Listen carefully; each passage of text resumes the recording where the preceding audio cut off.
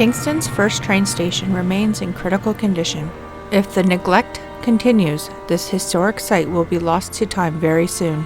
Built of solid gray limestone in 1856, Kingston's first train station was once one of the Grand Trunk Railroad's finest and busiest. The Kingston Station, also known as the Outer Station, remained a critical element in the Canadian National Railway's operation when it succeeded the Grand Trunk in 1923.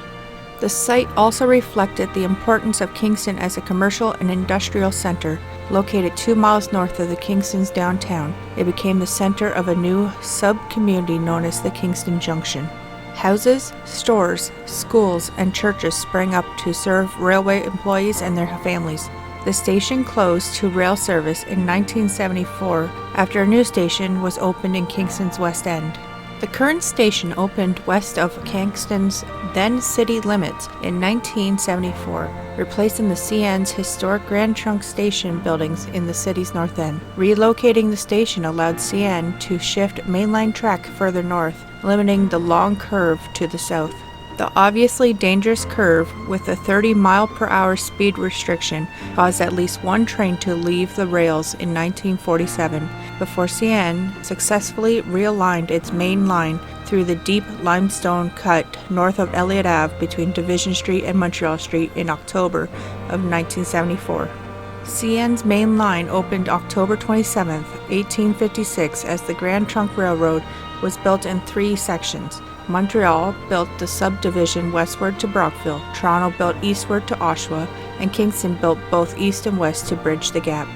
A Grand Trunk village of buildings around the 1855 two-story stone outer station on Montreal Street served as a regional base of operations during the initial construction and operation of the line. Kingston was once served by 2 railways, the 1856 Grand Trunk Railway, main line running east to west, and the now defunct Kingston and Pembroke Railway, which ran northward to Renfrew.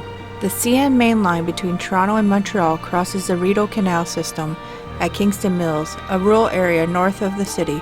CN's outer station on Montreal Street was located directly on the east-west main line, but awkward to access from downtown.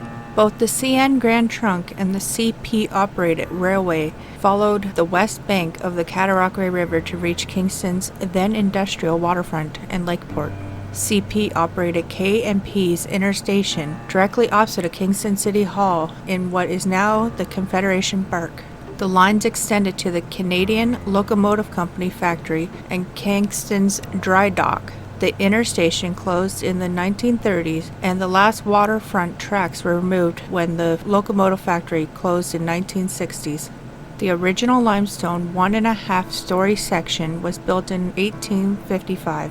A second brick building was added in 1895, sitting 100 feet east of the first, echoing its design features with 7 arches and similar supporting brackets. The brick has been heavily painted, with a low, single-story wooden structure added in between the two.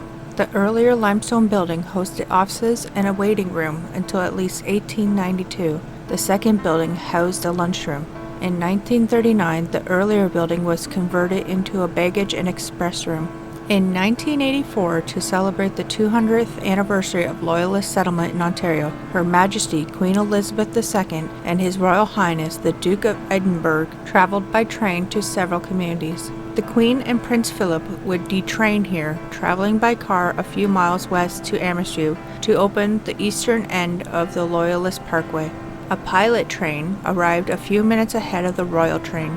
This pilot train ensures the Queen's safe passage over spiked switches and passed clearly through adjacent tracks. The railway offices were removed in 1987. The site was briefly refurbished as the Pig and Whistle restaurant and then abandoned. The Pig and Whistle renovated the interior of both buildings to operate a restaurant from 1987 to 1992.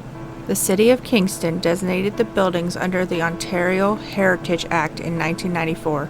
As a heritage railway station, the abandoned station after years of neglect lay in ruins, with only portions of the original limestone walls still standing, and held in place with steel supports. A fire occurred in 1996 while the city was prosecuting CN for violating property standards due to its failure to maintain the premises. The fine was set at $5,000.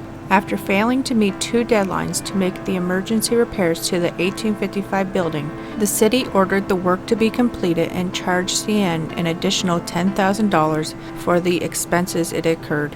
The original roof is gone, damaged by the fire in 1996. Although the original limestone was judged to be in relatively good condition, it was determined that the extent of damage to the roof, windows, and most of the second story will require reconstruction. The restoration costs were estimated at $1.6 million, resulting in a gifting agreement that would have CN sell the property to the city for $1, rejected by the newly elected municipal court in 2004. It has remained vacant and abandoned ever since.